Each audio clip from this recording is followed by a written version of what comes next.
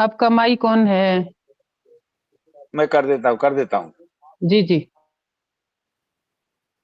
हो गया।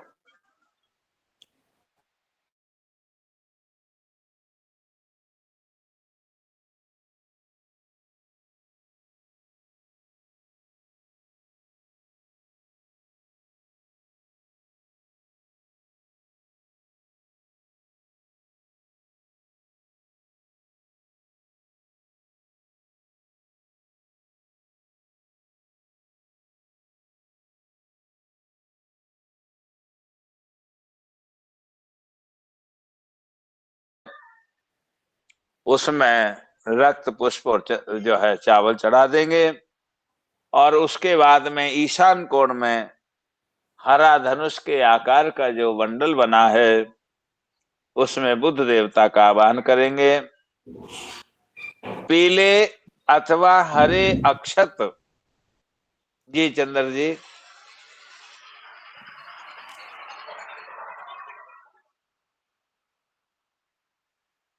पीले अथवा हरे अक्षत और पुष्प हाथ में लेकर के बुद्ध देवता का आवाहन करेंगे। ओम उदबुद्ध स्वाग्ने प्रतिजाग्रहित्वमिष्टा ऊर्तशगं सजेथामयं च अस्मिन् सदस्ये अध्युत्तरस्मिन् विश्वे देवा यजमानस्य सीदत्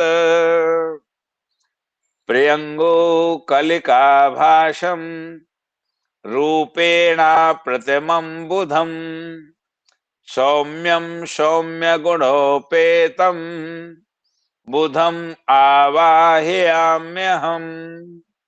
ॐ भूर्भुवस्वः मगध देशोद्भव आत्रेय गोत्र पीतवर्ण भो बुध इहा गच्छ इह तिष्ठ ओम बुधाय नमः बुद्धमावाहयामि स्थापयामि। ऐसा बोल करके ईशान कोण में जो हरे धनुष के आकार का मंडल बना है, उस मंडल के अंतर्गत फूल चावल छोड़ देंगे। और उसके बाद में उत्तर दिशा में पीले रंग का अष्टदल बना करके उसमें भगवान बृहस्पति का आवाहन करेंगे। पीले पुष्प और अक्षत हाथ में लेकर के और बृहस्पति महाराज का ध्यान करेंगे आवाहन के लिए। ओम बृहस्पते अति जदर्जो अर्याद्युभाति कृतमज्जनेषु यद्विदयच्छवसरित प्रजात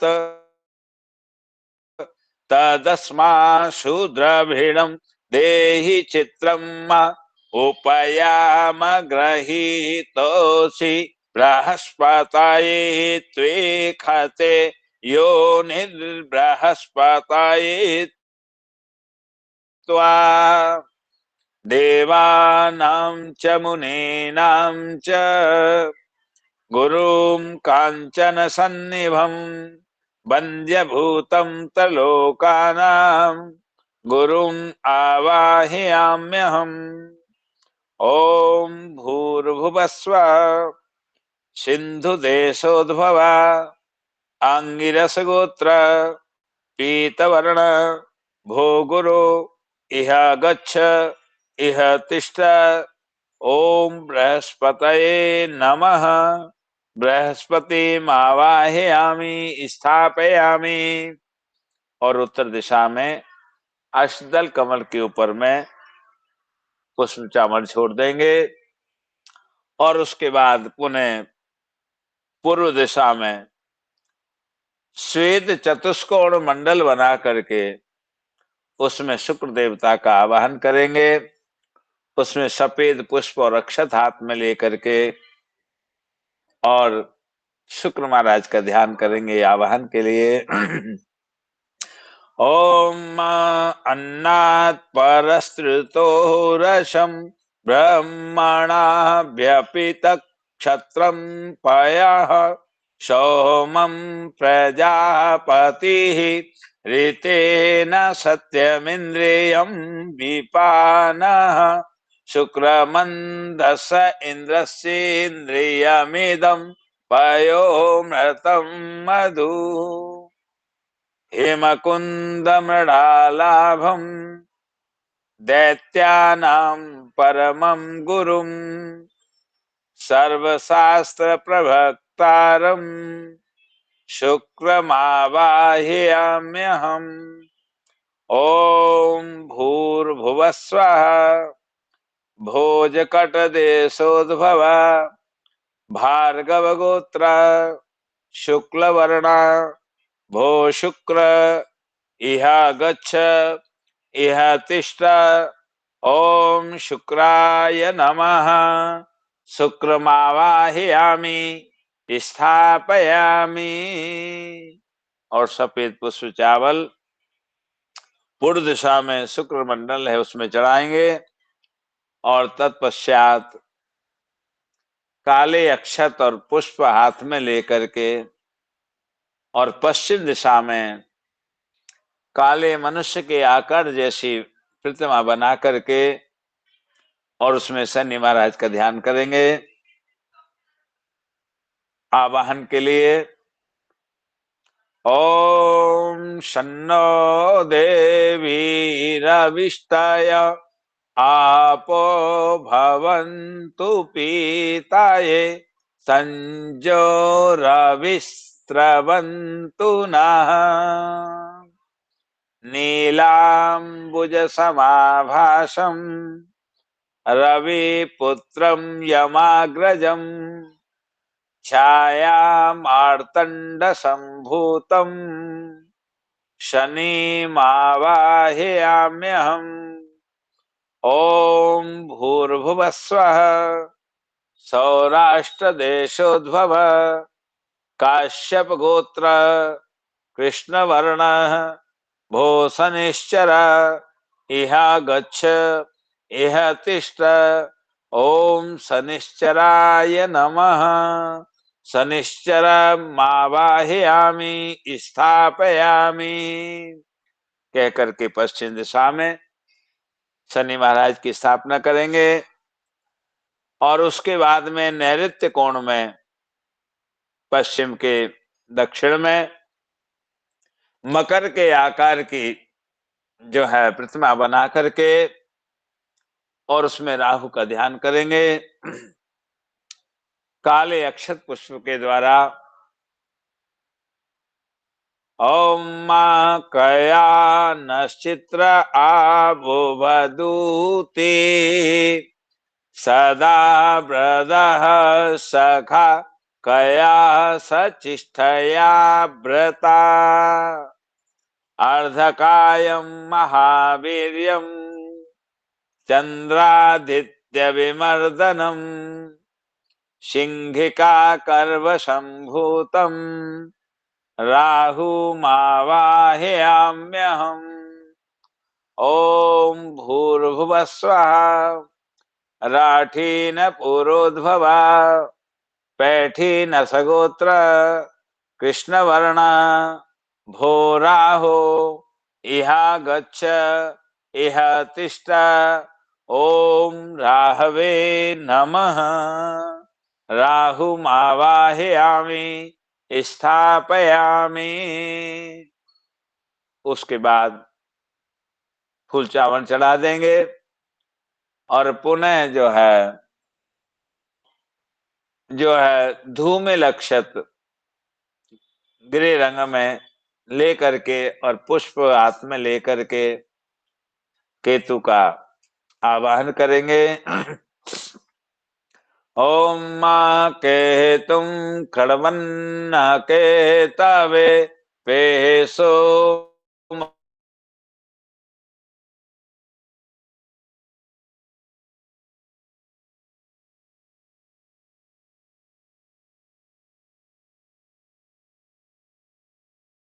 सिद्धिरं तारका ग्रहमस्तकम् रौद्रम रौद्रात्मकं घोरम केतुम आवाहयाम्यहम्। ओम भूर्भुवस्वाह अवंती देशोद्भवा जयमनी गोत्र धूम्रवर्ण भूकेतो इहा गच्छ इह तिष्ठ। ओम केतवे नमः। केतुम आवाहयामि स्थापयामि।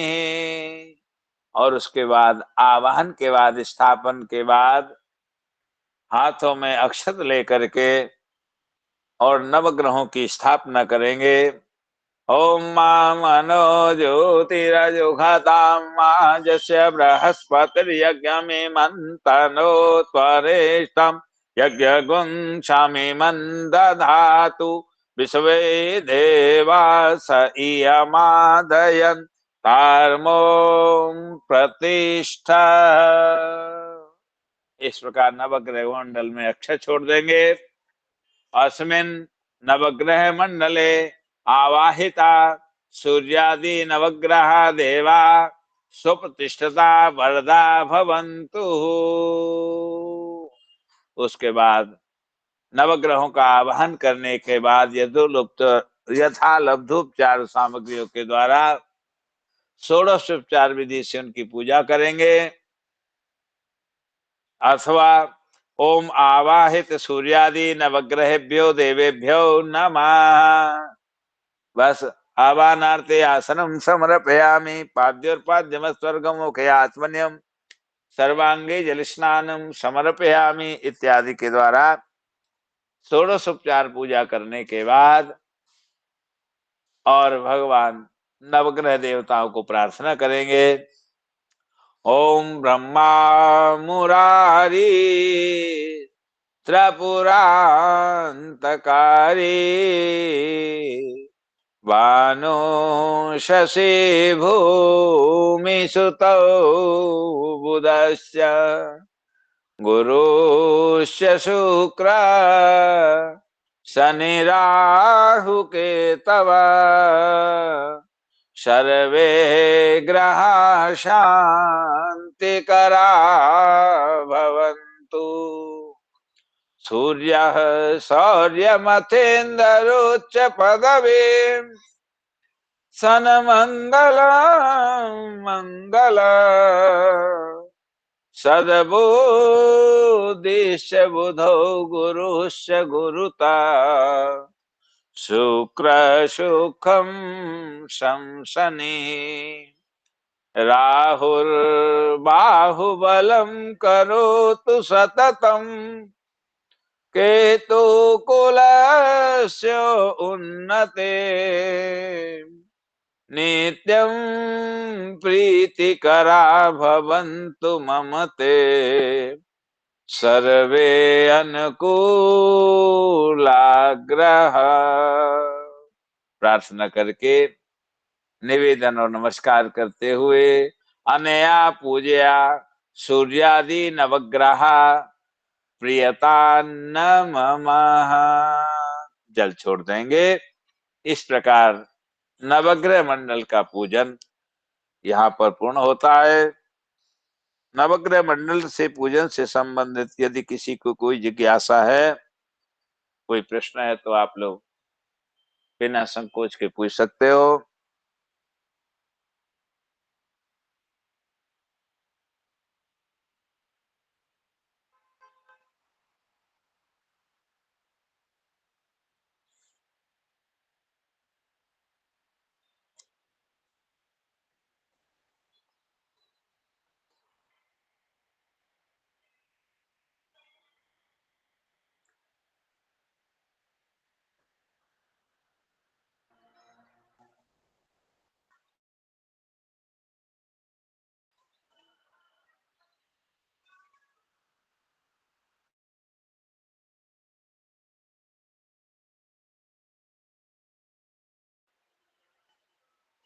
नवग्रह मंडल की पूजा करने के पश्चात उसी नवग्रह मंडल के अंतर्गत नवग्रह की पूजा के बाद आदि देवताओं की स्थापना की जाएगी। यानी सूर्यादि ग्रहों के जिस प्रकार हमने सूर्य, चंद्र, मंगल, बुध, गुरु, शुक्र, शनि, राहु, केतु देवताओं का आवाहन किया जिन जिन स्थानों में, उसी स्थान में आदि देवताओं ग्रहों को के दाहिने भाग में स्थापना होगी और प्रत्यादि देवताओं की ग्रहों के बाएं भाग में स्थापना करनी चाहिए।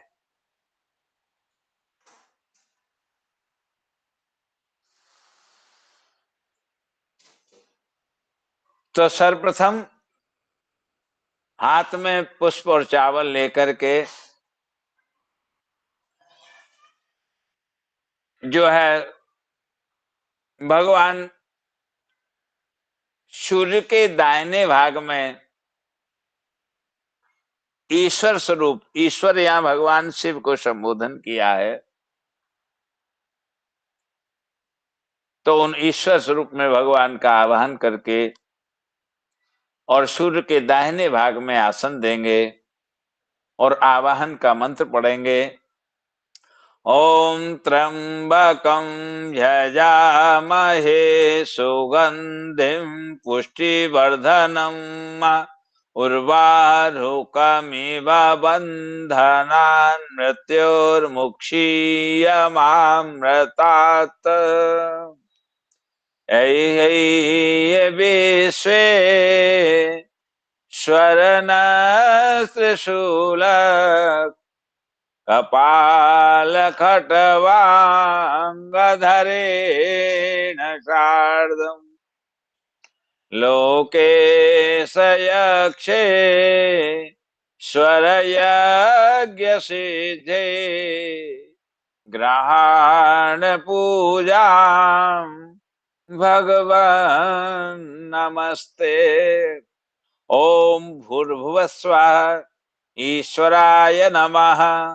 ईश्वरमावाहयामि स्थापयामि।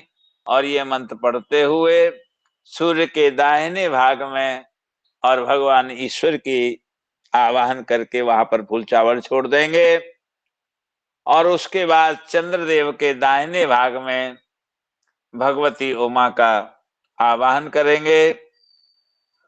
ओम श्रीश्चते लक्ष्मीश्च पत्न्या बहोरात्रे पार्श्वे नक्षत्राणि रूपमश्विनौ भ्यातम् इष्णन्निखाणां मयि खाण सर्वलोकं मयि खाण। हेमाद्रितनयां देवीं वरदां शंकर प्रियां लंबोदरस्य जननी उमावाहयाम्यहम्। ओम भूर्भुवस्वः उमायै नमः। उमां मावाहयामि स्थापयामि। इस तरह कह करके और चंद्रमा के दाहिने भाग में फूल चावल चढ़ा देंगे और उसके बाद मंगल देवता के दाहिने भाग में और स्कंद महाराज का जो है आवाहन करके स्थापना करेंगे, यानी कार्तिकेय जी का, जो कि देवताओं के सेनापति हैं। ओम यद क्रंदः प्रथमं जायमान उज्जन समुद्रादुतवा पुरी खात श्वेताक्ष पक्षा हरिणस्य बाहु उपस्तुत्यं माहि जातं ते अर्वन्नः रुद्र तेजसमुत्पन्नं देवसेनः ग्रगं विभुं खड़मुखं कृतिकासूनं स्कन्दमावाहयाम्यहम्। ओम भूर्भुवस्वः स्कंदाय नमः। स्कंदमावाहयामि स्थापयामि। इस तरह स्कंद महाराज का जो है मंगल के दाहिने भाग में फूल चावल चढ़ा देंगे और उसके बाद भगवान विष्णु का बुद्ध के दाहिने भाग में आवाहन करके स्थापना करेंगे। ओम विष्णुर्हराटमसि विष्णोः सनभ्रेस्थौ विष्णोः शिवरसि विष्णु ध्रुवौसि वैष्णवमसि विष्णवे त्वा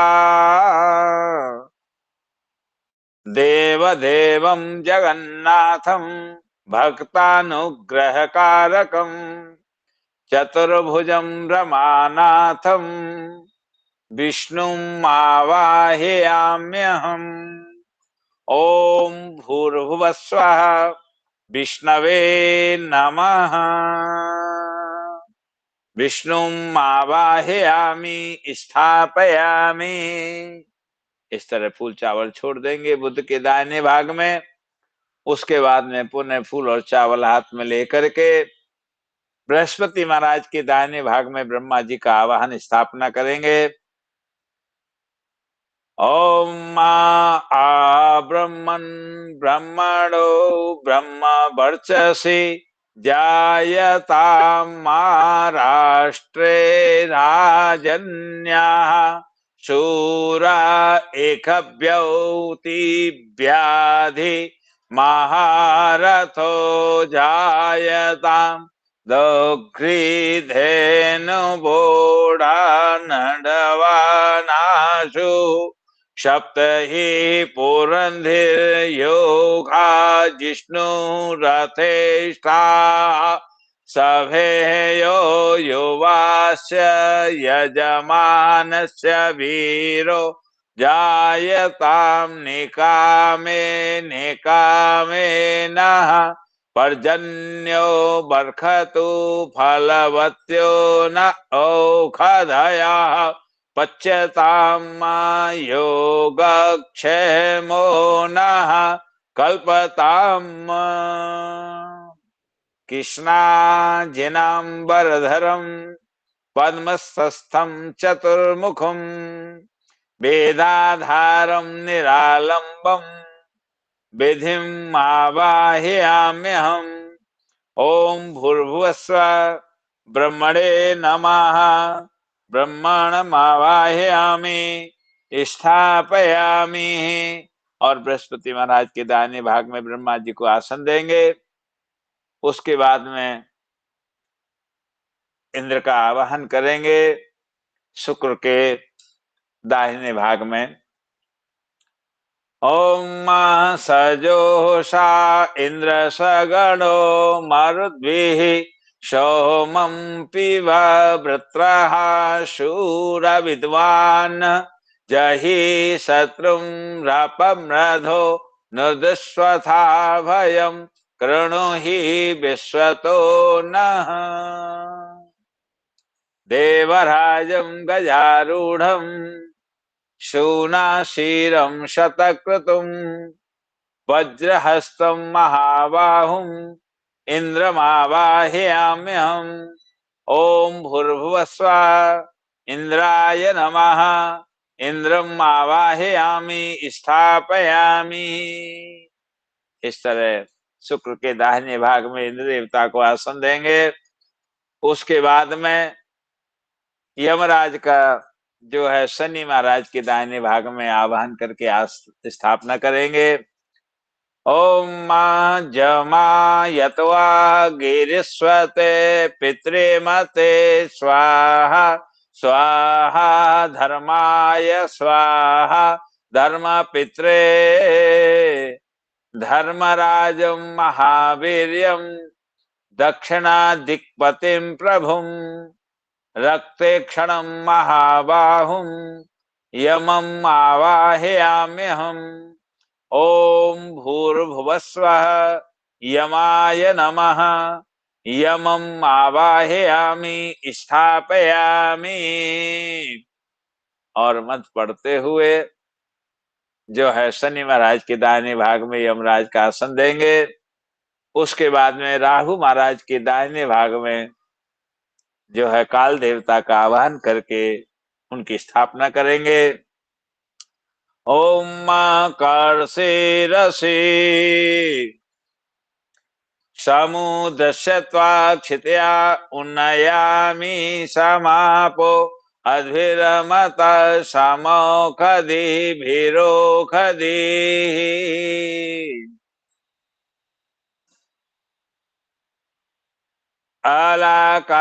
अलाकारमनाख्याम वर्तमानं दिने दिने कला काष्ठादि रूपेण कालम आवाहयाम्यहम्। ओम भूर्भुवस्वः कालाय नमः।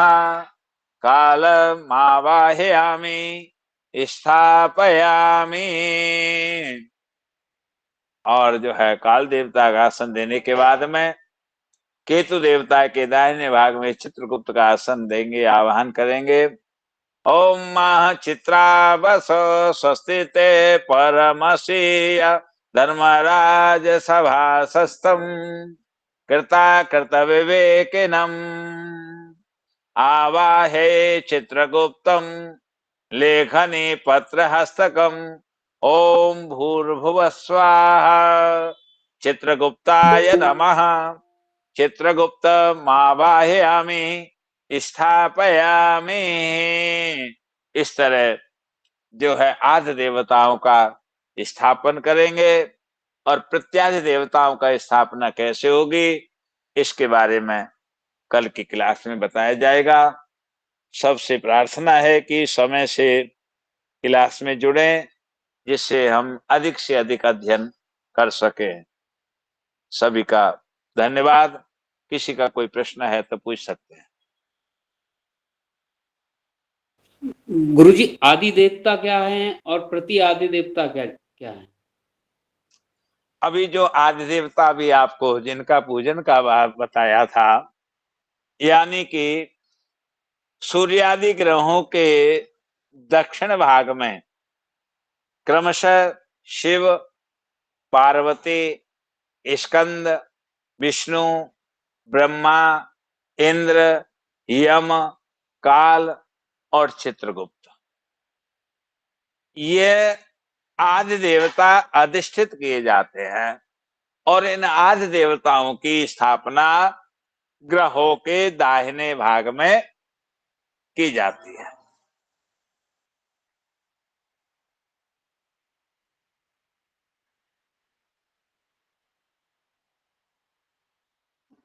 और प्रत्यादि देवता के बारे में आपको विस्तार पूर्वक कल बताएंगे।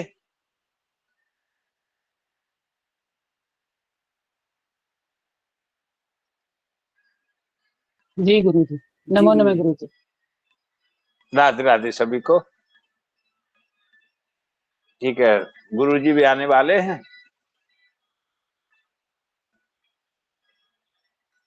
सभी को राधे राधे, सभी का धन्यवाद। राधे राधे गुरुजी। प्रणाम प्रणाम गुरुजी। प्रणाम गुरुजी, प्रणाम।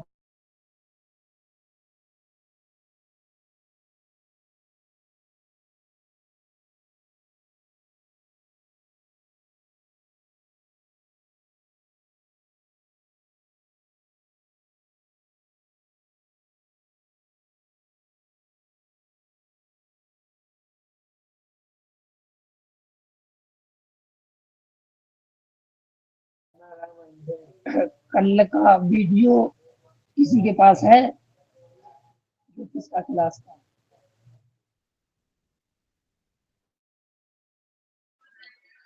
वीडियो ग्रुप में डाले हुए हैं, आप लोग देख लिया करें। एक यूट्यूब बार पर नहीं, संस्थान के चैनल को आप जो है, यूट्यूब पर नहीं आया है गुरुजी, नहीं डला है। अरे आया है, ग्रुप में भी डला हुआ है, आप लोग देख तो है नहीं? देखो ग्रुप में कर्मकांड, उसमें ग्रुप में डला हुआ है 1 वर्षीय ज्योतिष कर्मकांड ग्रुप में।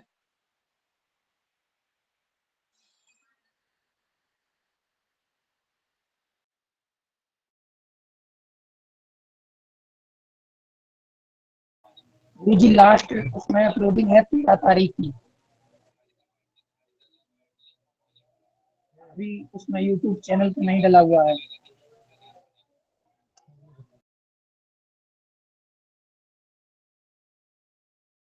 कोई नहीं डला है तो डल जाएगा, आप उस चैनल को देखते रहे और आपको मिल जाएगी। जी गुरु जी ऐसा हुआ कि कल थोड़ा शादी की वजह से छूट गया था क्लास।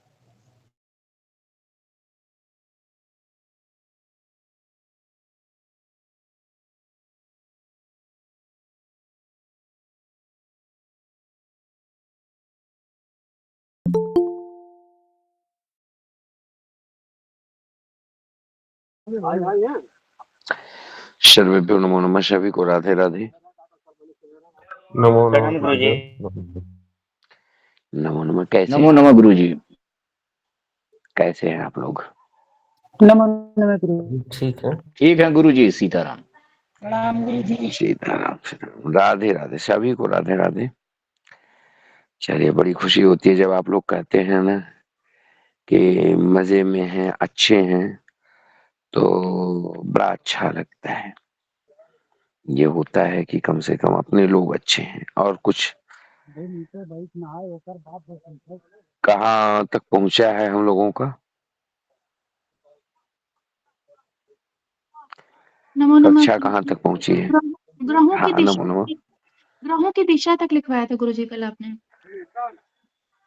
अच्छा, ग्रहों की दिशा हो गई थी। जी गुरुजी। बहुत सही। अब चलो, आज आप लोगों को बताते हैं ग्रहों की अवस्था। लिख लो, ग्रहों की अवस्था।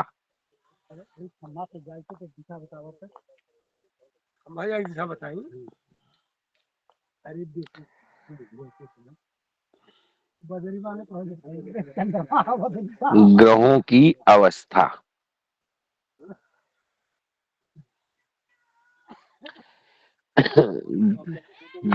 ग्रहों की कितनी अवस्थाएं होती हैं मालूम है? ग्रहों की कुल कितनी अवस्थाएं होती हैं? गुरुजी, युवा अवस्था होती है, अमृत अवस्था होती है और एक बाल अवस्था होती है। वृद्धावस्था। 4 अवस्था होगी। अच्छा, ठीक है। और कोई? और कोई?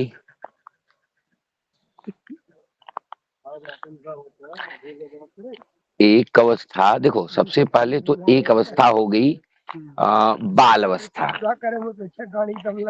एक अवस्था क्या हो गई? बाल अवस्था। बाल अवस्था के बाद फिर दूसरी अवस्था क्या होती है? बाल अवस्था के बाद कुमारावस्था। कुमार। देखो, पहले कोई बच्चा जब जन्म लेता है तो वो क्या होता है? एक बालक होता है। बालक। हाँ, थोड़ा सा जब वो बड़ा होता है तो उसको कुमार की संज्ञा दे दी जाती है। कुमार की संज्ञा, ये कुमार हो जाता है। तो दूसरी अवस्था होती है हमारी कुमारावस्था। जब कुमारावस्था की अवस्था रखती है, जैसे हम एज ए एक उम्र की भाषा में हम लोग इसको उम्र की भाषा में कहा भैया, मैं मत बारा तो थोड़ा ज्यादा। तो कुमारावस्था जो होती है, बालावस्था के बाद होती है कुमारावस्था। उस शंका हो रहा है कि कुछ करे कुछ करे। तो दूसरी अवस्था होती है कुमारावस्था। कुमारावस्था क्या होता है?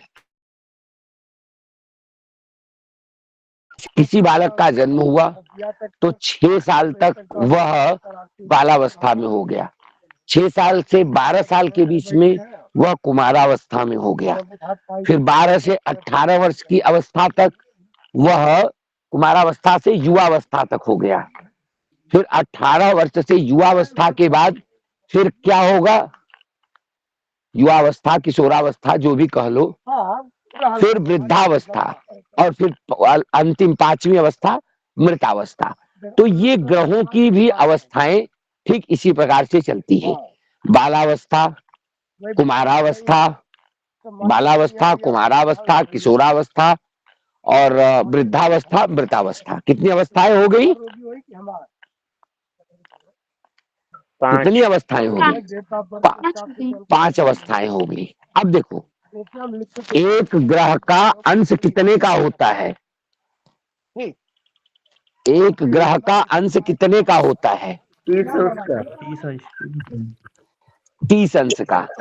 तो 5 अवस्थाएं होती हैं, तो 5 अवस्थाओं में 30 अंश को 5 भागों में डिवाइड कर दो। 6 अंश का। तो 6 अंश की एक अवस्था होती है। बात समझ में आई कि अभी नहीं आई? हाँ, 6 अंशों की एक अवस्था होती है। तो देखो, अब इसको हम निकालेंगे कैसे और समझेंगे कैसे? अभी लिखाने के लिए तो मैं लिखा दूं, आपको समझ में बात तुरंत मैं लिखा के आगे चलूं, पर आप कुंडली देखना शुरू करेंगे तो आपको उसकी अवस्था का ज्ञान कैसे हो, इसके लिए याद रखो आप। एक तो विषम राशियां होती हैं, दूसरी सम राशियां होती हैं। यही होता है ना, विषम राशि और सम राशि। मैं उस पे बताऊं तो आप लोगों को ज्यादा समझ में आएगा। 1 मिनट चालू रखिए। वनिता जी, आप म्यूट कर लीजिए, आपकी आवाज आ रही है।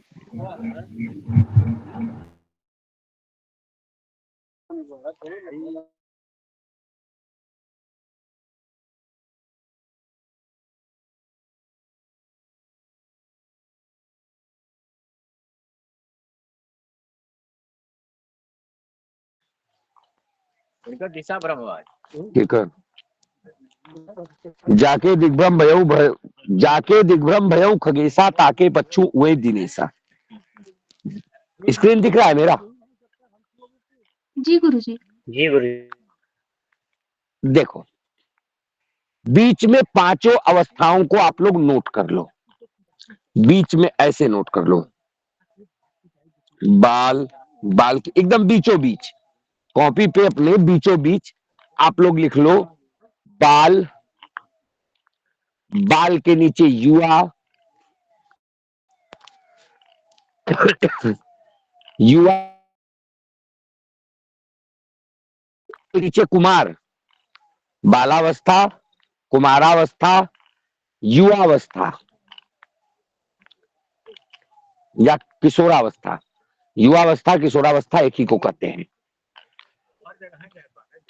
बालावस्था, कुमारावस्था, किशोरावस्था, वृद्धावस्था, मृतावस्था, 5 अवस्था एक के नीचे एक लिख लो।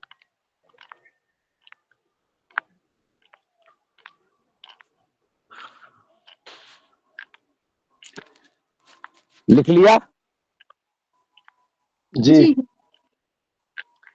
अब देखिए, जो आपने बीच में चार्ट में लिखा है, चार्ट के बाईं तरफ इस तरफ विषम राशियां लिख लीजिए और इस तरफ सम राशियां। ऊपर हेडिंग डाल लीजिए, यहां हेडिंग डाल लीजिए, बीच वाले के ऊपर हेडिंग हो जाएगी आपकी अवस्था, और इस तरफ लिख लीजिए सम और इस तरफ लिख लीजिए विषम। अभी लिखिए, फिर मैं समझा देता हूं। 2 मिनट में ये चीजें समझ में आ जाएंगी।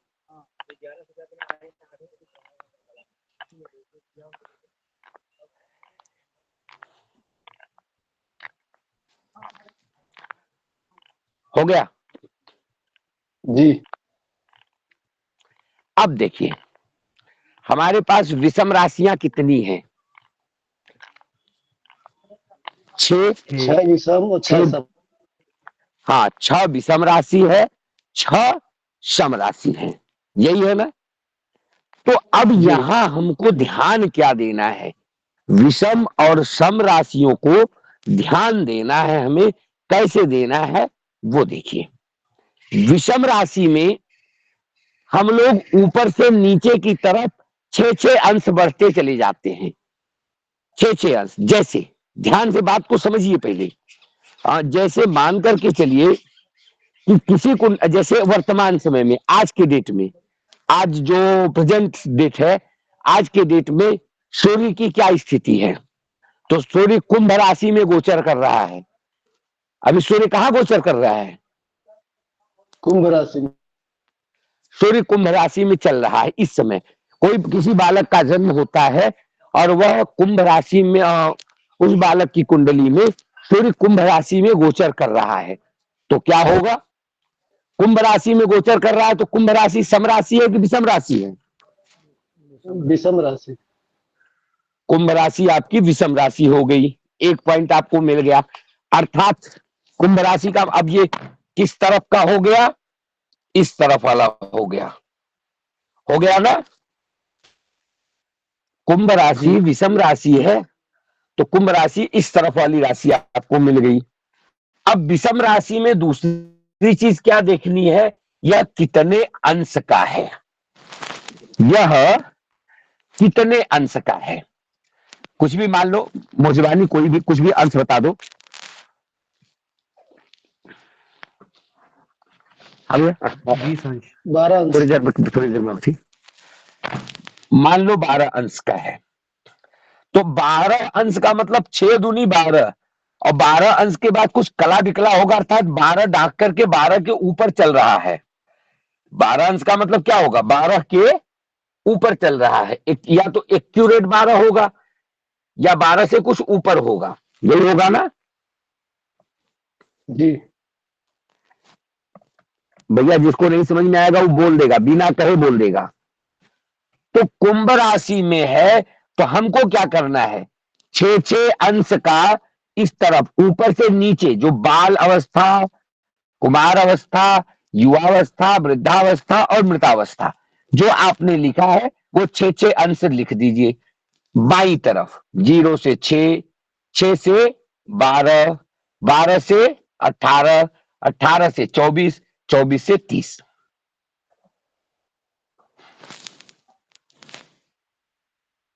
हो गया? समझ में आई बात कि नहीं?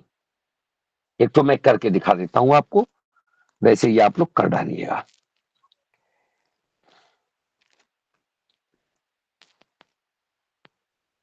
कर लेंगे आराम से, चिंता नहीं। ये हमने यहां पे लिख दी अवस्था, ये हमारी अवस्था हो गई।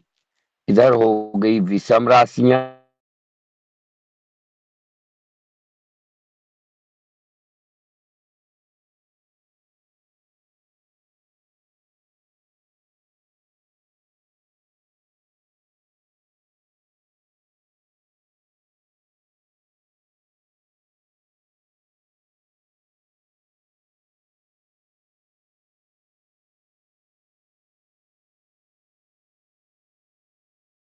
और 12 ये सम राशि में है। अवस्थाएं क्या क्या है? यहां से इसके नीचे से लिखते हैं। बाल, कुमार, कुमार के बाद हो गया युवावस्था या किशोरावस्था, वृद्धावस्था, और फिर आता है मृत अवस्था। अब इसमें क्या करना है, ध्यान दो। बाल इस तरफ लिखना है आपको, बालावस्था अर्थात 0 से 6, कुमारावस्था 6 से 12, युवावस्था 12 से 18, वृद्धावस्था 18 से 24 और मृतावस्था 24 से 30। ये समझ में आ गया? जी गुरुजी। सभी लोग बोलो, सभी लोग बोलो। नहीं समझ में आया फिर से बताऊंगा। जी गुरुजी। यही सम राशियों में इसी को उल्टा करते चलना है, नीचे से शुरू करना है। 0 से 6, 6 से 12, 12 से 18, 18 से 24 और 24 से 30। इसको हमने उल्टा कर दिया। कोई दिक्कत किसी को? अब किसी भी ग्रह की अवस्था आपको ज्ञात करनी है, किसी भी ग्रह की अवस्था आपको ज्ञात करनी है। जैसे हमें सबसे पहले भाई नंबर 1 पे तो सूर्य ही आएगा, तो हम सबसे पहले सूर्य की अवस्था का ज्ञान करते हैं, सूर्य की अवस्था का ज्ञान करते हैं। कैसे करेंगे सूर्य की अवस्था का ज्ञान? अब देखो सूर्य की अवस्था का निकाल के बताओ मुझे। अभी सूर्य वर्तमान समय में कहाँ गोचर कर रहा है? कुंभ में। कुंभ राशि में। तो कुंभ राशि कौन सी राशि हो गई? विषम राशि। विषम राशि। विषम राशि, और इसमें अंश कितना हो गया? मान लो 13 अंश का है, मान लो 13 अंश का है, तो 6 दूनी 12, 6 दूनी 12 पूरा करके तीसरे वाले में चल रहा है, अर्थात सूर्य इस समय युवा अवस्था में है। और युवा अवस्था में क्या होगा? तो एक युवाओं की जैसे, किशोरों के जैसे वह फल प्रदान करने वाला हो जाएगा। सूर्य के बाद मान लो चंद्रमा की बात करते हैं, सबसे तेज चलने वाला ग्रह चंद्रमा। चंद्रमा आज के डेट में किस राशि में है? वृषभ राशि में है। चंद्रमा किस राशि में है? वृष राशि में चंद्रमा है। तो अब वृषभ राशि कौन सी राशि हो गई? 2 नंबर कौन सी राशि हो गई? सम राशि हो गई। अब हाँ, चंद्रमा को मान लो चंद्रमा आज के समय में 7 अंश का है, चंद्रमा 7 अंश का है, तो 7 अंश का मतलब क्या हो गया? कुमारावस्था। कुमारावस्था। ऊपर कहाँ जा रहे हो? सम की तरफ जाओ। सम का मतलब दाहिने जाओ। हाँ, और सम में उल्टा चलना है। अगर ग्रह सम राशि में है, कोई भी ग्रह सम राशि में है, तो आपको मृतावस्था, वृद्धावस्था उल्टी गिनती गिननी है, और विषम राशि में है तो सीधी गिनती गिननी है, वृद्धावस्था। बहुत सुंदर। ठीक, अब मान लो मंगल की बात करते हैं। मंगल की बात करते हैं। मंगल, मान लो हमने कहा मंगल इस समय जो है वह सिंह राशि में है, तो सिंह राशि का मतलब क्या हो गया? मान लो मैं रेयर पूछ रहा हूं, मंगल सिंह राशि में है, अब सिंह राशि का क्या मतलब हुआ? विषम राशि। विषम राशि। विषम राशि में है। मंगल 27 अंश का है।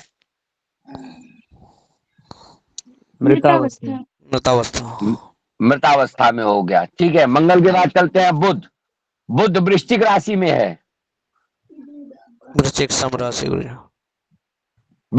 राशि में है।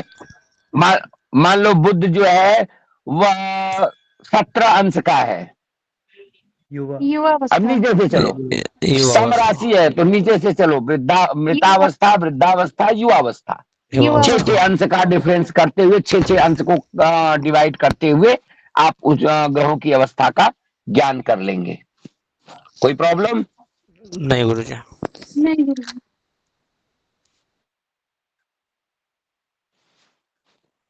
अब किसी को अवस्था निकालने में तो प्रॉब्लम नहीं होगी?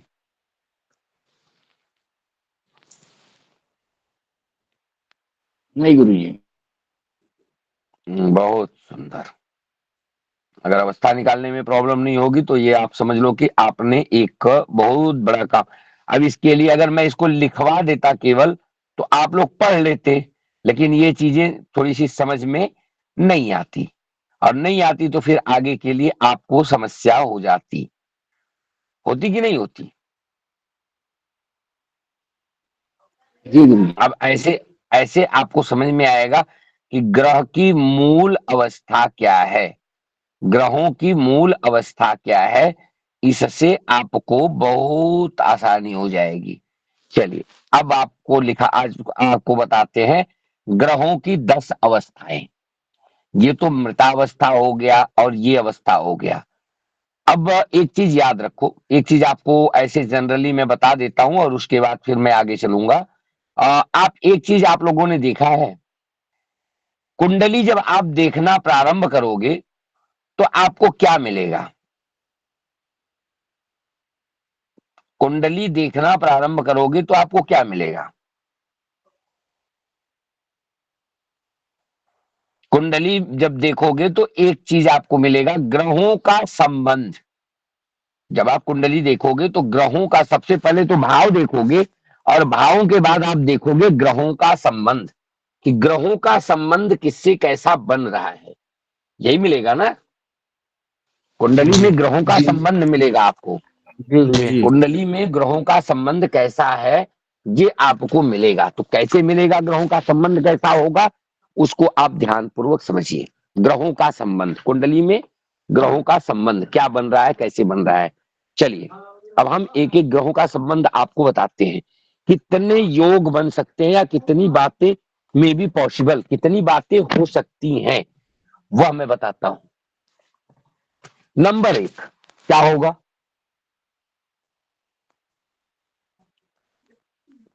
दिमाग चलाओ। दो ग्रहों दो में, ग्रह ध्यान से देखो, दो ग्रहों में परस्पर राशि परिवर्तन का योग होगा। में भी पॉसिबल, कुंडली में क्या क्या चीजें हो सकती हैं, हम उस पे दृष्टिकोण पहले डालते हैं। क्या होगा, कुंडली में राशि परिवर्तन हो सकता है।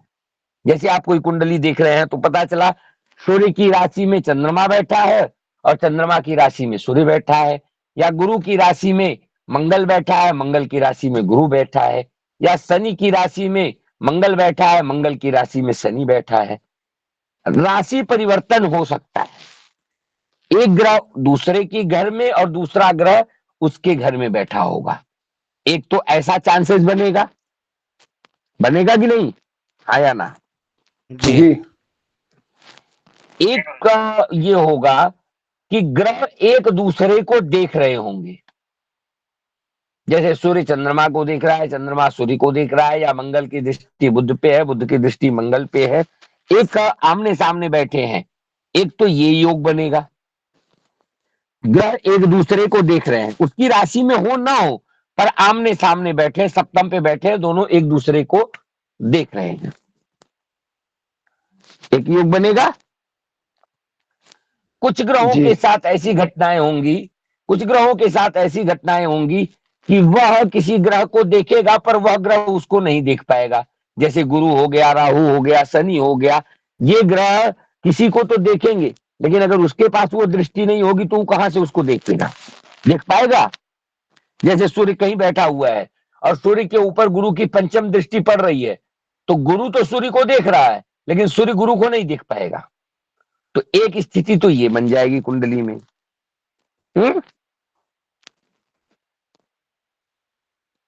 बनेगी ना। जी गुरुदेव। या दोनों ग्रह, दो ग्रह संयुक्त होकर के, दो ग्रह तीन ग्रह किसी एक राशि में बैठ जाए, तो ऐसे कई संयोग बनते हैं।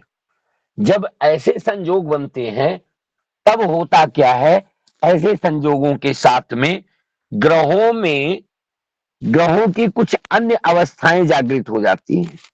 अन्य अवस्थाओं का मतलब होता है ग्रह, कुछ ग्रहों के अंदर जैसे ही उनकी अवस्थाएं होती हैं उनके प्रकार से ग्रह प्रसन्न होते हैं, मुदित होते हैं। एक अवस्था होगी कोई ग्रह उच्च का बैठा हुआ है, कोई ग्रह मूल त्रिकोण का होकर के बैठा हुआ है, तो ये चीजें भी, कई चीजें आपको दिखेंगी। तो इनसे होता क्या है कि ग्रहों के अंदर कुछ उसके जो संबंधों के कारण उसकी कुछ अवस्थाएं बनती हैं जो 10 प्रकार की होती हैं। पहले आप लोग 10 प्रकार की अवस्थाएं लिख लो, फिर एक एक दो दो लिखाना शुरू करते हैं। ग्रहों की 10 अवस्थाएं, ग्रहों की 10 अवस्थाएं।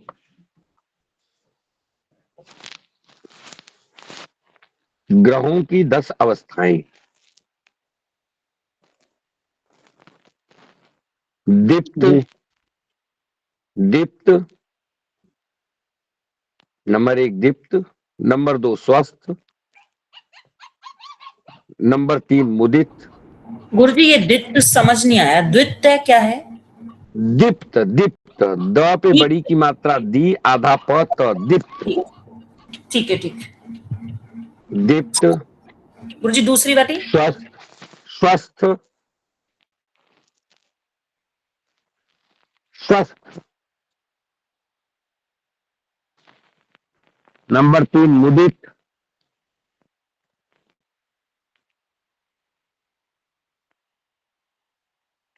नंबर 4 शांत।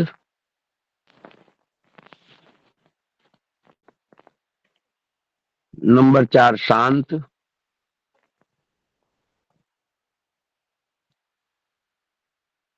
नंबर 5 दीन। क्या गुरु जी? दीन दीन।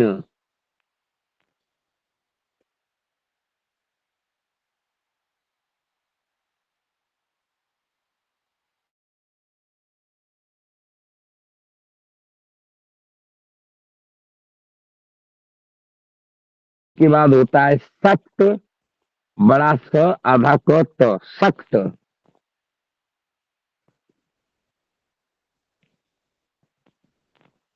सख्त। नंबर 7 दुखित, दुखी, दुखित।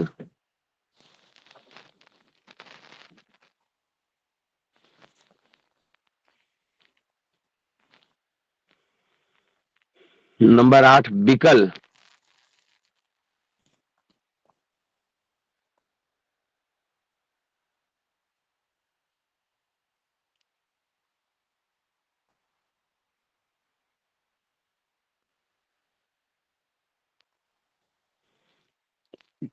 विकल के बाद खल, खल, दीप्त, स्वस्थ, मुदित, शांत, दीन, सख्त, दुखित, विकल, खल और कोपी, कोपी।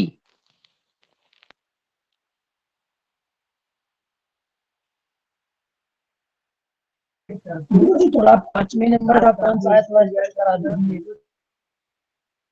बता दो। 5वें नंबर का दीन।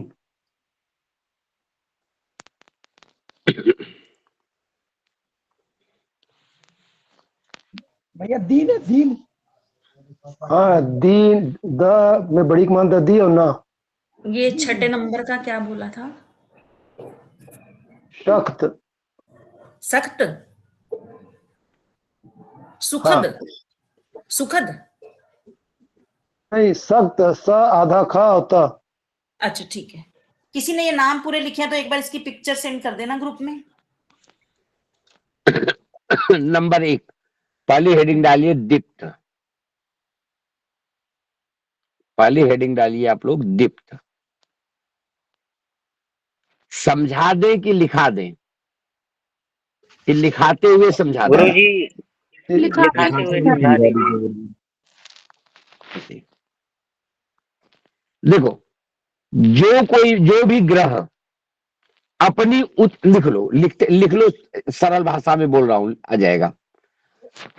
जो ग्रह अपने मूल त्रिकोण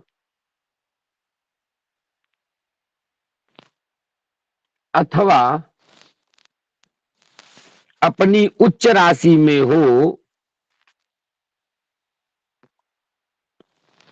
उसे दीप्त कहा जाता है।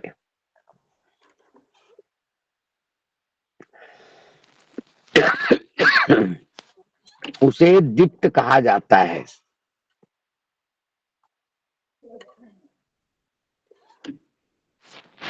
जो ग्रह अपने मूल त्रिकोण अथवा उच्च राशि में बैठा हुआ हो उसे दीप्त कहा जाता है। ऐसा ग्रह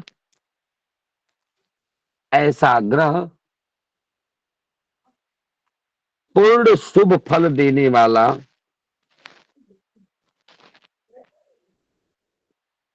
ऐसा ग्रह पूर्ण शुभ फल देने वाला होता है या पूर्ण शुभ फल देने में सक्षम होता है। जैसे भी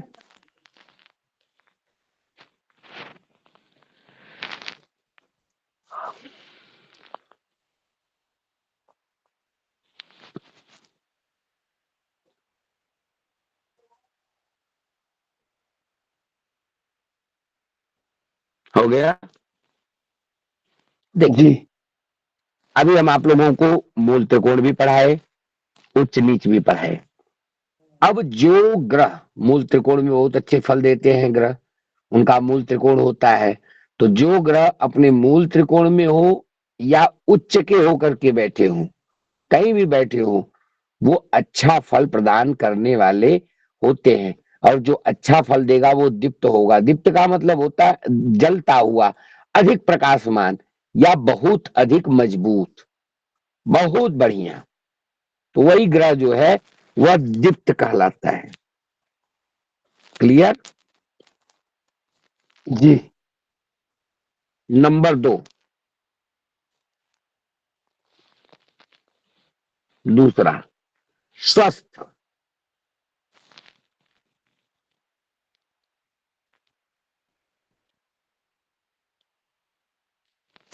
स्वस्थ का मतलब क्या होता है आप लोग जानते हैं? स्वस्थ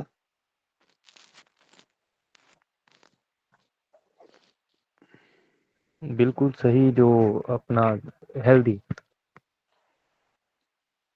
हेल्दी। पुष्ट। और कोई बताए स्वस्थ का मतलब? स्वस्थ का शरीर से मतलब पुष्ट। बता दोगे तो स्वस्थ का मतलब समझ में आ जाएगा आपको, तो ये बिना कहे समझ में आ जाएगा। पुष्ट, बहुत सुंदर। और कोई बताओ? जो अपने निरोग। सारे कार्य कर सकता है पूरे सक्षम तरीके से। अच्छा, जो पूरे जिसके कार्य सक्षम तरीके से कर सकता हो। जिसके हाँ शरीर में बिल्कुल। किसी प्रकार का कोई रोग न हो। अच्छा, स्वस्थ जिसके मतलब शरीर गुरुजी में बिल्कुल ठीक है। स्वस्थ मतलब बिल्कुल ठीक, बहुत सही। सारे उत्तर सही है, मैं ये नहीं कह रहा हूं कोई उत्तर गलत है, पर स्वस्थ को जब तक आप नहीं समझोगे तब तक इसको दीप्त का मतलब तो समझ गए, स्वस्थ का मतलब क्या समझे?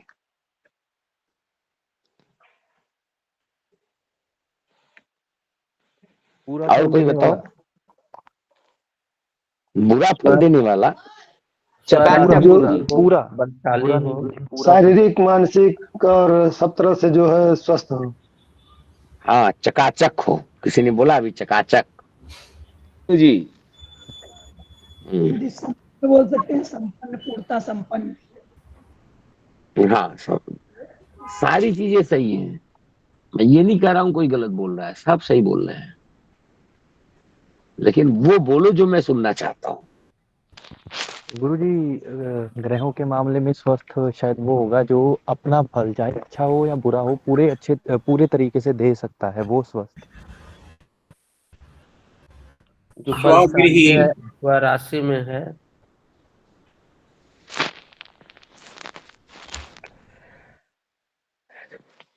ठीक है, लेकिन देखो, स्वस्थ, स्व माने खुद, स्थ माने स्थित।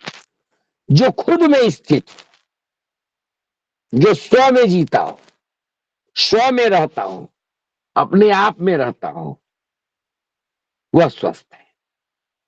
स्व अस्थ, जो अपने आप में स्थित हो वही स्वस्थ है।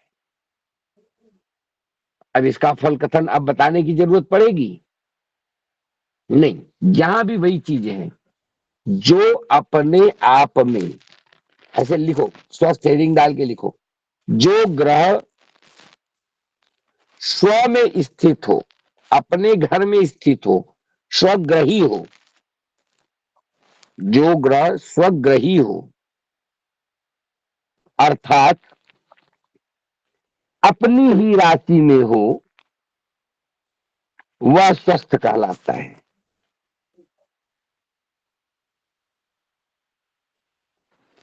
जैसे आपने कुंडली देखा और आपको कुंडली दिखाई पड़ा कि कुंडली जो है वह सूर्य सिंह राशि में बैठा हुआ है, सिंह राशि में बैठा हुआ है, तो आपको क्या लगा? सूर्य स्वस्थ है। लगा कि नहीं लगा? जी। इसका सूर्य स्वस्थ है। वही सूर्य मान करके चलो कि मेष राशि में बैठा हुआ है, तब क्या उच्च का कहोगे? होगा, दीप्त। उच्च का हाँ सूर्य। तब, हाँ तो क्या कहोगे? सूर्य कैसा है? दीप्त दीप्त है। है। मतलब बहुत मुदित है, बहुत, मतलब एकदम उसका, उसकी प्रसन्नता का कोई वो नहीं है। और अपनी राशि में बैठा हुआ है, अपने घर में बैठा हुआ है, अपनी राशि में बैठा हुआ है, तो क्या होगा? क्या होगा? स्वस्थ। स्वस्थ है। स्वगृही हो, स्वस्थ। स्वगृही हो गया तो स्वस्थ होगा। तो जो ग्रह स्वगृही हो अर्थात अपनी ही राशि में हो वह स्वस्थ कहलाता है, वह स्वस्थ कहलाता है।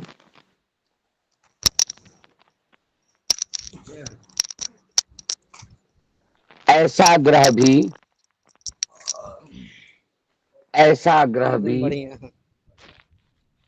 शुभ फल देने में विशेष समर्थ होता है, शुभ फल देने में विशेष समर्थ होता है।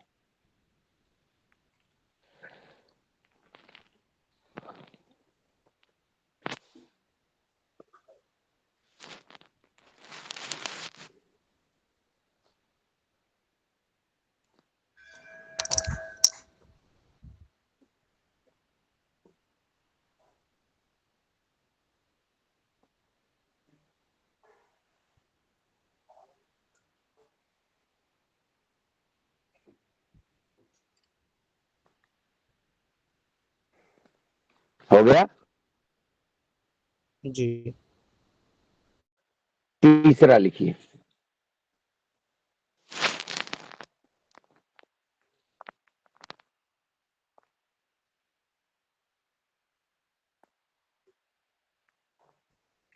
तीसरा कौन सा है भैया? मुदित। मुदित। तीसरा है मुदित। मुदित का मतलब क्या समझाया आपने? प्रसन्न, आनंद, खुश होना। हाँ, कहते हैं ना बहुत मुदित हैं, बड़े प्रसन्न हैं। मुदित का दूसरा अर्थ है प्रसन्न। कल मैं आप लोगों को एक उदाहरण बता रहा था, याद है किसी को? कल मैं जब बता रहा था ग्रहों को तो एक उदाहरण बताया था मैंने। क्या बताया था? मैंने कहा कि आप एक यात्रा नैसर्गिक पे और जा रहे हैं। जी हाँ, जब नैसर्गिक पढ़ा रहा था तो मैंने आप लोगों को बताया था कि आप एक यात्रा पे जा रहे हैं और आपका मित्र जो है वह आपके साथ मिल गया, तो कैसा लगेगा आपको? प्रसन्न। है? मुदित कैसा लगेगा, लगेगा? अच्छा चुप लगेगा, होगी। प्रसन्न होगे, प्रसन्नता होगी। अधिक प्रसन्नता हो जाएगी। आप जैसे आपका मित्र है और आप ही के साथ वो वर्तमान समय में आपके साथ ही सफर कर रहा है, आपके साथ चल रहा है। एक तो मित्र है, पहले से नैसर्गिक रूप से मित्र है, और दूसरी चीज क्या है कि वह तात्कालिक रूप से भी आपका मित्र ही है। नैसर्गिक मित्र भी है और तात्कालिक मित्र भी है। तो क्या होगा? इधर भी मित्र है उधर भी मित्र है, तो मित्र मित्र क्या हो गए? अति मित्र। मित्र मित्र क्या हो गए? अधिमित्र। अधिमित्र हो गए। बस एक मिनट आप लोग चालू रखो, एक मिनट बस चालू रखो।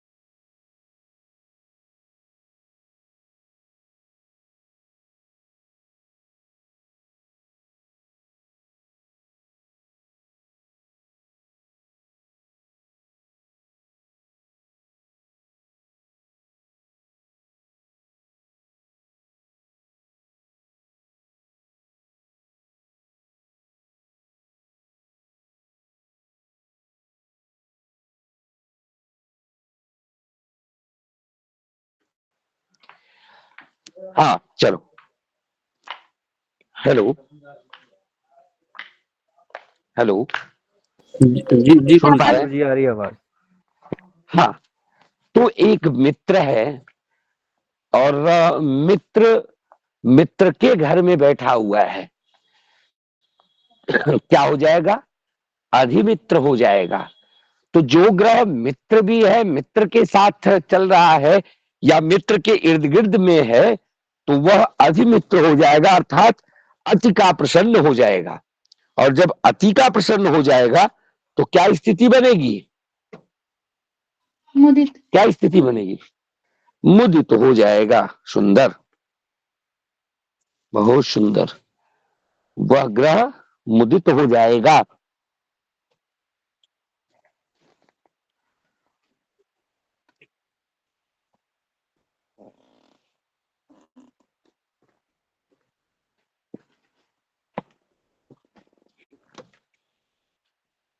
वह ग्रह मुदित हो जाएगा।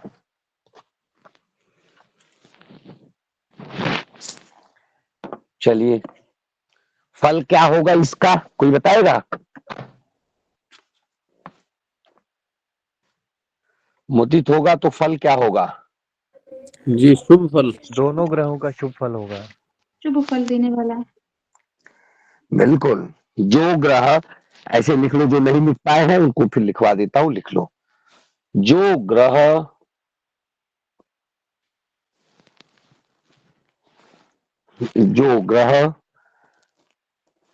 पंचधा मैत्री के अनुसार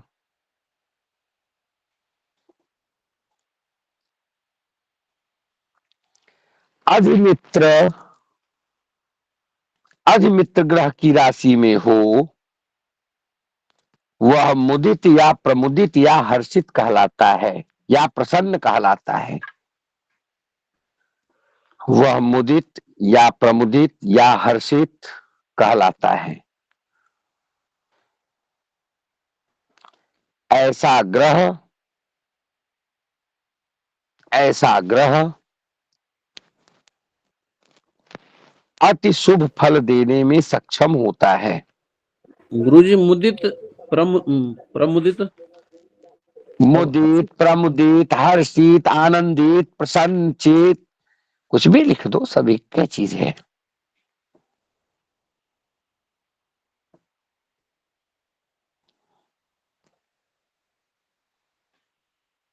गुरुजी एक बार मुदित दोबारा समझा दीजिए। कल थे आप क्लास में? जी गुरुजी।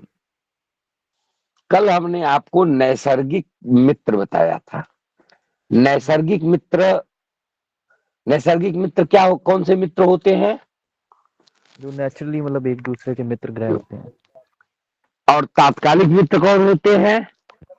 जिस भाव में ग्रह है वो 3 आगे 3 पीछे के जो ग्रह होते हैं वो।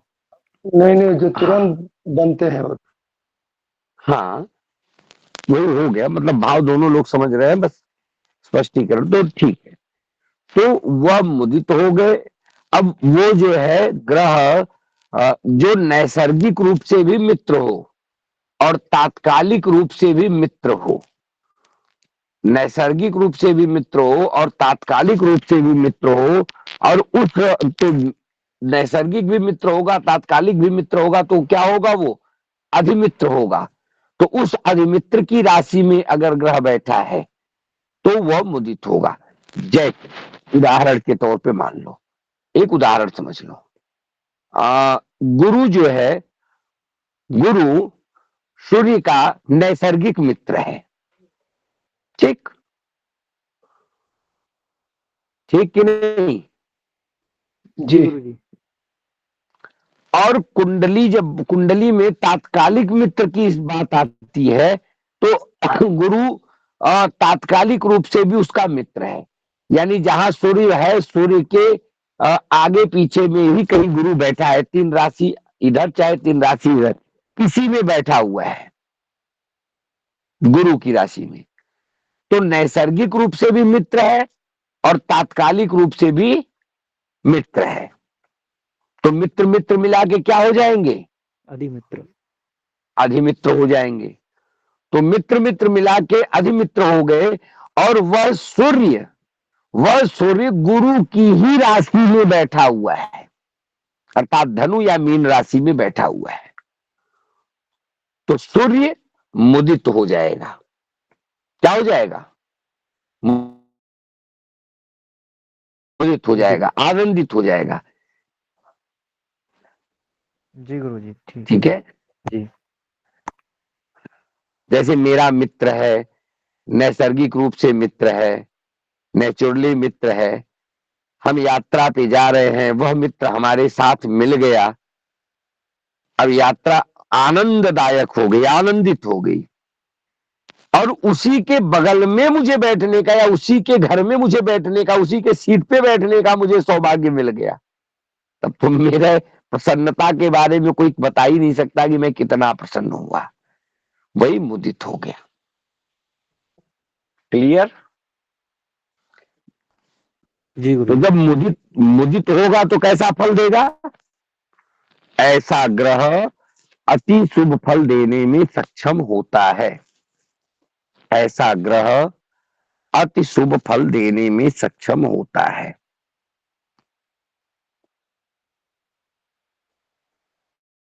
अगला कौन सा है? शांत। शांत है ना? जी गुरु जी। जी गुरुजी।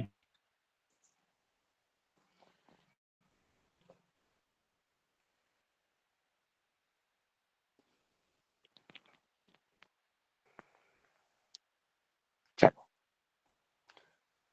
शांत ग्रह का मतलब समझ लो, बस केवल इतना समझ लो कि नैसर्गिक रूप से जो ग्रह मित्र हो, जो ग्रह नैसर्गिक रूप से मित्र हो, उसके घर में कोई ग्रह बैठा होता है तो वो शांत होता है। मित्र के घर में, जैसे हम अपने मित्र के यहाँ जाते हैं, अपने मित्र के यहाँ जाते हैं तो ऐसा लगता है अपने घर पे ही हैं और शांत होकर के बैठे हैं। केवल नैसर्गिक, जब नैसर्गिक और तात्कालिक की बात की जाएगी तो प्रभाव किसका ज्यादा होगा, नैसर्गिक का कि तात्कालिक का? नैसर्गिक का। नैसर्गिक का। वो मित्र आज मित्र की श्रेणी में नहीं है, वो तात्कालिक रूप से शत्रु हो चाहे मित्र हो। जैसे सूर्य के घर में मंगल बैठा है, या गुरु के घर में मंगल बैठा है, या मंगल के घर में सूर्य बैठा हुआ है, ऐसी जो भी नैसर्गिक स्थिति है उसके घर में बैठा हुआ है तो वो शांत रहेगा, और अमूमन शांत रहते हुए भी अच्छा फल देने वाला ही होगा। नैसर्गिक रूप से शांत ग्रह भी शुभ फल देने में समर्थ होता है। ठीक है कि नहीं? चलिए लिख लीजिए, समझ में आ जाएगी बात। गुरुजी ये घर से मतलब राशि से है ना? घर से मतलब राशि से है ना, मतलब उसकी राशि में बैठा हो। हाँ हाँ हाँ, घर उसी को कहेंगे ना, उसका घर वही है ना। हमारा हाँ घर घर है, उसका घर राशि है। लिखो लिखो, बात समझ में आ जाएगी, लिखोगे समझ में आ जाएगी। जो ग्रह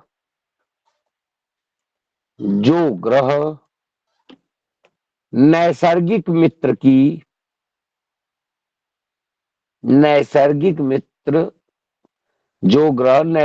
मित्र ग्रह की राशि में हो,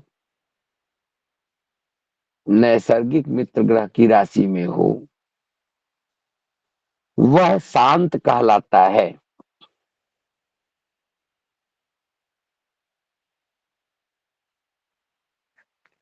शांत ग्रह भी शुभ फल देने में समर्थ होता है।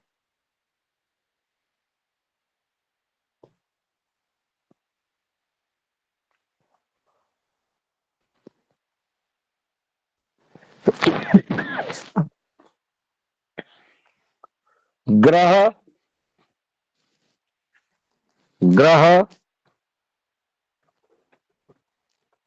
जिस नैसर्गिक मित्र की राशि में बैठा है, जिस नैसर्गिक मित्र ग्रह की राशि में बैठा है,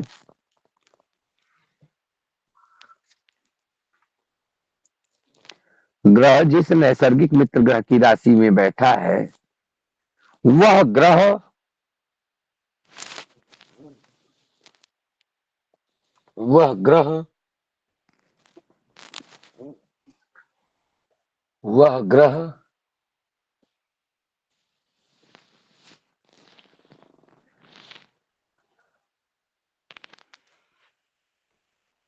वह ग्रह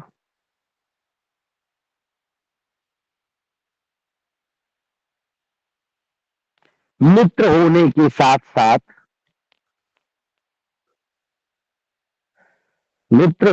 साथ साथ शुभ ग्रह भी हो तो फल विशेष शुभ होगा।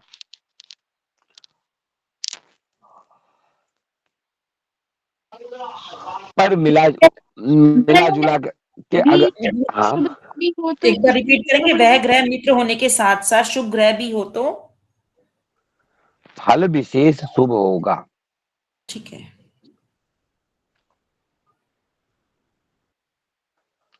अब वो शुभ नहीं है, मान लो अशुभ ग्रह है, शनि है, और शनि के साथ में राहु नैसर्गिक रूप से, तो राहु की तो कोई वो नहीं है, शनि के साथ शुक्र है, तो शनि के साथ शुक्र है तो नैसर्गिक रूप से दोनों में, पर शनि का शुक्र जो है वो शुभ ग्रह है, तो शुभ मित्र है, तो फल में और वृद्धि हो जाएगी। कहने का तात्पर्य इतना है।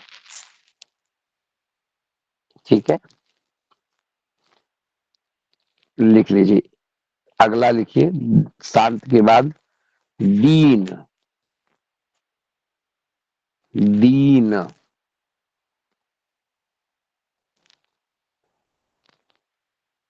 जो ग्रह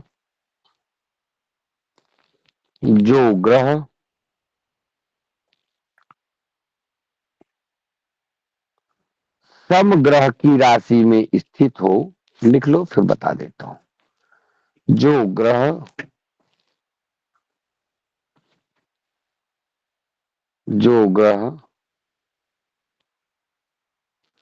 समग्रह की राशि में स्थित हो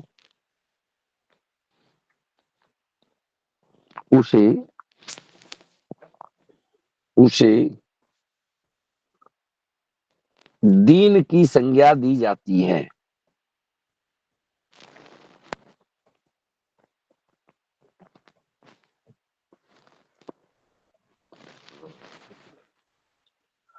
उसे दीन की संज्ञा दी जाती है।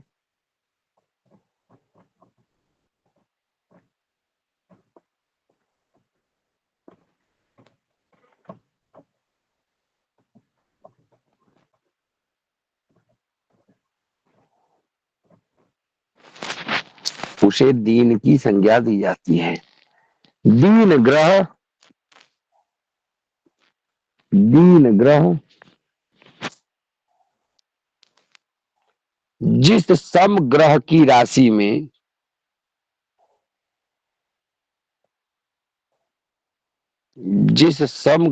राशि में बैठा है